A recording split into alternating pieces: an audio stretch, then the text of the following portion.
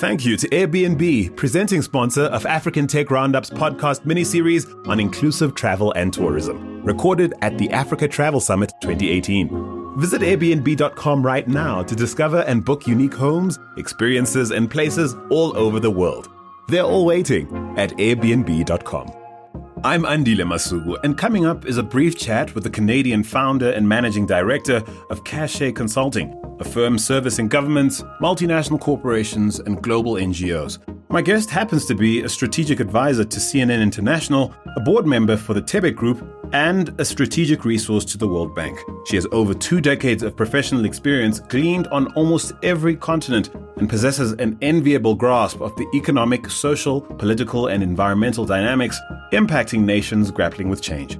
In this conversation, we reflect on the progress Africa is making in terms of innovating the continent's tourism industry and flag what remains undone. This is an independent African Tech Roundup production. The opinions expressed by me, your host, and those of my guest do not necessarily reflect the opinions of the presenting partner, Airbnb. My name is Anita Mendiratta. I am an independent consultant in tourism and development. Within that, I'm very blessed to be special advisor to the UNWTO's Secretary General, as well as work with different groups such as CNN International, private clients, governments around the world, and thrilled to be here with Airbnb as the moderator at the Africa Travel Summit. Welcome to the African Tech Roundup, Anita. Thank you so much. Perhaps let our audience in first on your journey within this space. Just to verify, my accent is Canadian, but I left Canada many years ago. I've been on the continent since 1991. So my roots are very much in Africa, and very blessed to have been in South Africa for the last 24 years, though my office has just moved to London. But this is very much home for me. I think my vantage point, I'm very blessed in that I've been a tourist and a traveler since I was in diapers. I was born in Canada. My family's from India, so we were going back and forth to see family.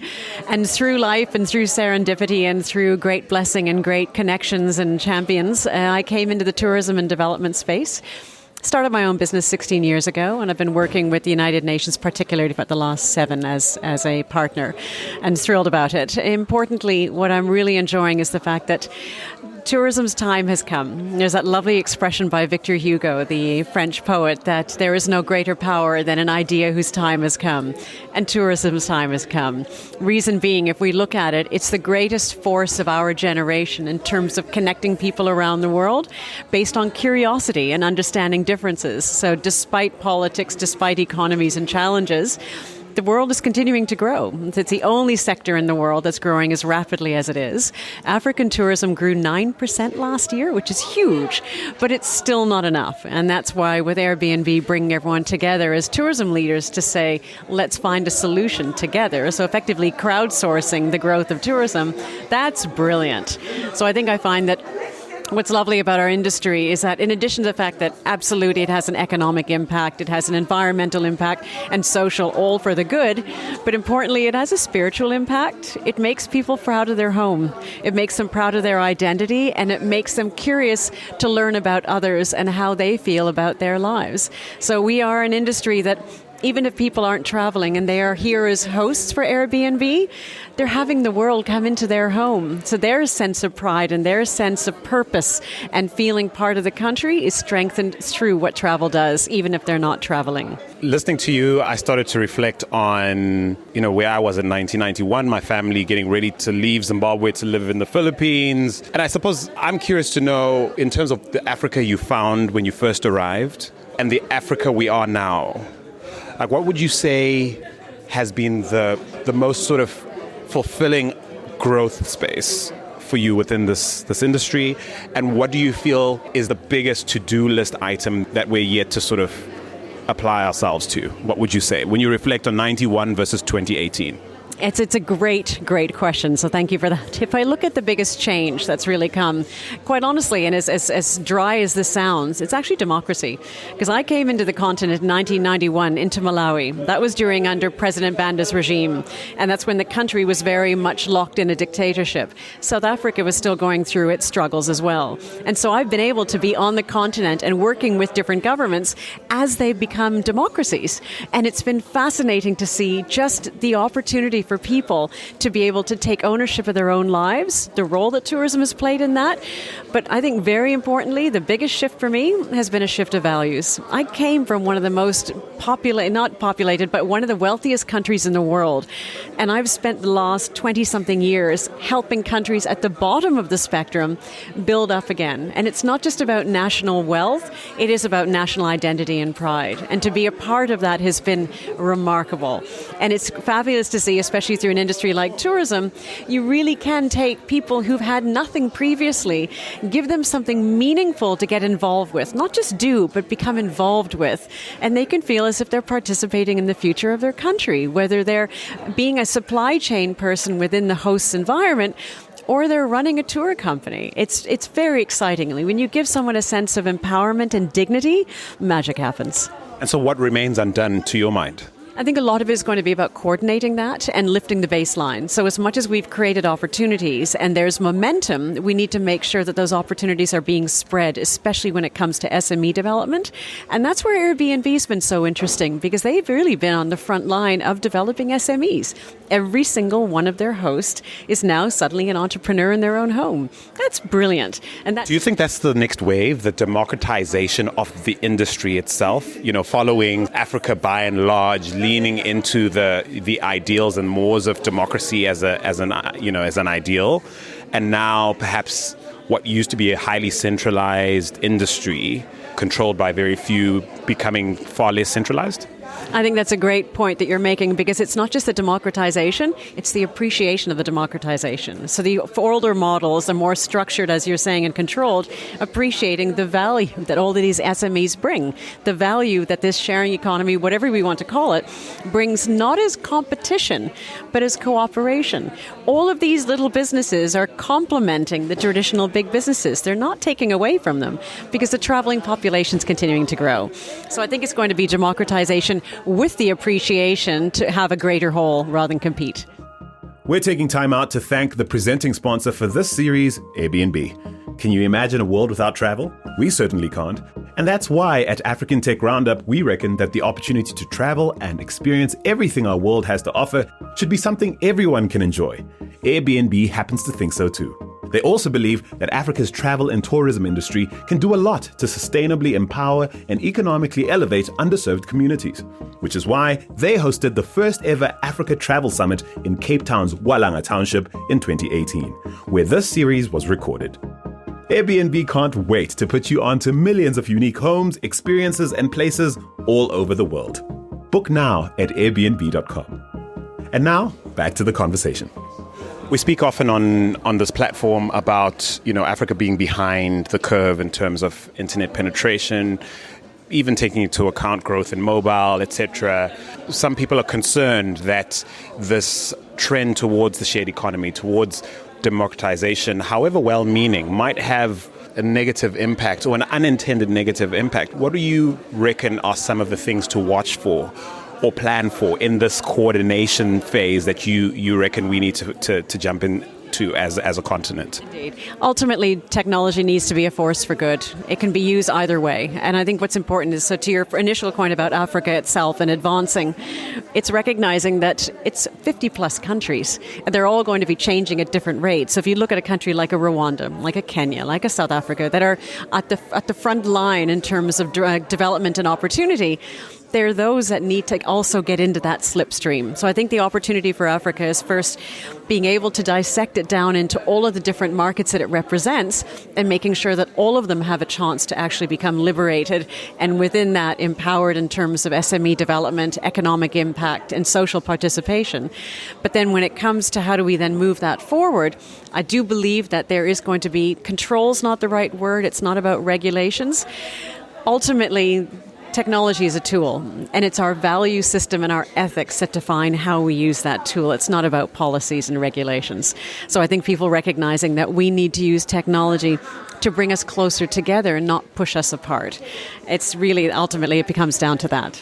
Listen, make an economic case for new big players like Airbnb. Certainly, I think you've made part of the case for why they're involved in this industry.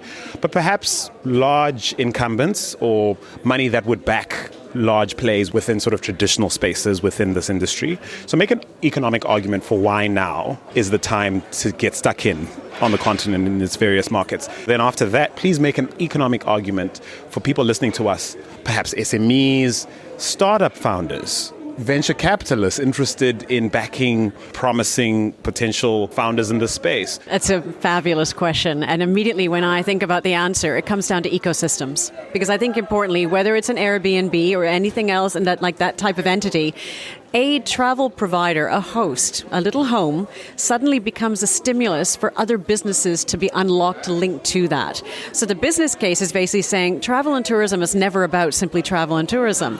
The multiplier effect that it has across other economic sectors, across other SMEs, that's the business case because it's never singular. There's never enough.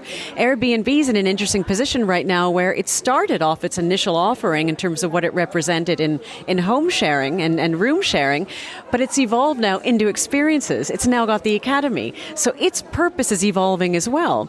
And that's a great example of how when you combine intelligence, technology and vision, there's no limitation. So the time and the business case is based on literally how much more can we do with what we already know is strength. From an investor point of view, the roots of travel and tourism are deep and the branches are very long and wide. There is such enormous potential in our industry because there's increasing diversification of not just the travelers, but the travel experiences they're seeking, how they get to a destination, where they stay, what they do, and that will vary from location to location.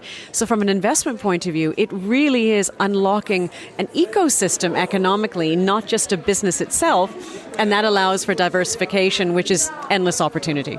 And it sounds like the same motivation for both big plays, small plays.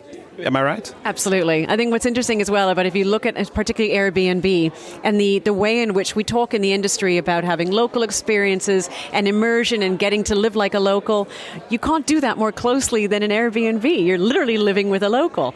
I think that's teaching the old traditional models a lot more about it's not just the hard infrastructure of how one stays, it's the soft infrastructure. In a hotel chain, that might translate to the service culture. It's these little things that matter because ultimately people expect a clean bed, hot water, Wi-Fi. That's not a deal breaker anymore. But if I walk in and I see you on a regular basis as one of my customers at my property and I don't recognize you by your name on the second visit, something's wrong. I'm not caring about you, no matter how much I care about the quality of the room I'm giving you. So I think the interpersonal relationships are becoming fundamentally a part of the tourism experience now, and that's where the learning goes into the traditional models, brought in very much by the SMMEs who are creating a differentiator by being personal. So my final question is a pretty tricky one. And how do we harness the best of what you've described within an African context without fetishizing some of the more problematic aspects of our historical legacy and present reality, which of course has its links to all sorts of problematic issues, including colonialism, for example. Take, for example, where we are now. We're in Langa Township here in Cape Town. It's both incredible that Airbnb has chosen to bring this conference here of all the sort of budding tourist spots in the city that desperately need the spotlight, the revenue, the attention. This place perhaps more so than other places in town that get it without trying. But at the same time, how do we balance promoting that without perpetuating problematic stereotypes and problematic ideas and ideologies that we'd like to leave behind? It's a lovely question, and it's a great one to close on. I think importantly, be true to who you are. There are 1.3 billion people traveling around the world. They all don't want the same thing. Some people want to be able to get much more up close and personal, others not. But for destinations, no tourist is asking a destination to sell their soul. There is no reason why a destination with any history goes across the world. So whether we're talking about South Africa's past or anywhere else in the world, even could be recent past, Every single country has its history and it has its future. But to be able to move into the future, we cannot cut off the history. Whatever it is, it's how we position it. So Rwanda's done a spectacular job. And as much as people go to the destination for the gorillas, when you're in Kigali, the Genocide Museum is a spectacular journey that really does echo that principle of never again. And so when you go to Rwanda, you think the gorillas might be the primary impact on your heart as a visitor. It's actually, funny enough, it's the museum because they're learning from it. But to go into Rwanda and step right over its history and go straight to the gorillas insults the nation's background.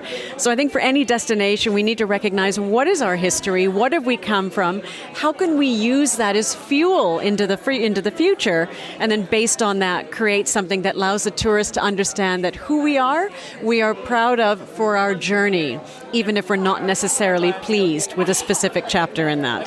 Anita Mendiratta, it's been a pleasure having you on the African Tech Roundup. Thank you very much. Andile, thank you very, very much.